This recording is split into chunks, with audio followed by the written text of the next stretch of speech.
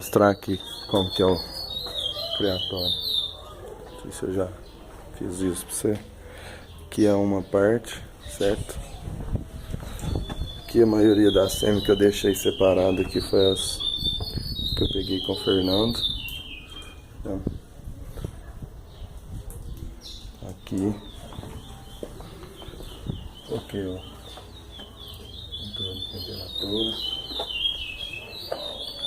Tem um corredor aqui. O terreno aqui do meu avô cuida da horta. Aí outra sala de criação aqui,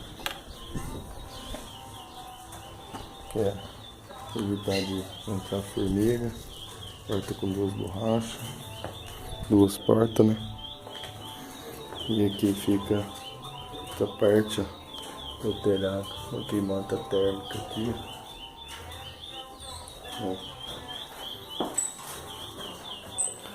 Coisa. Isso aqui é o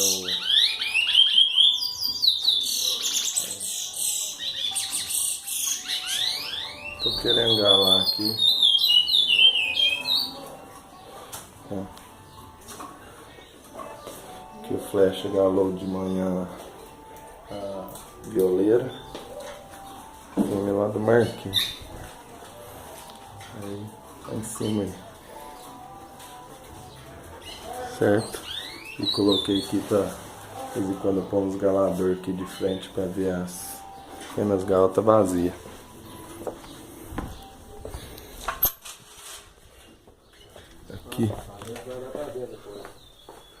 Aqui tem um estúdio aqui, ó.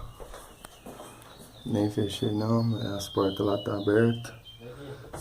Que eu deixei aqui pra trazer os filhotes, então.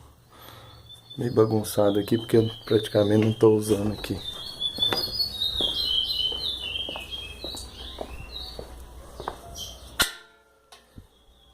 Aqui tem outra sala de aprendizado. Aqui tem um exaustor. Trocar.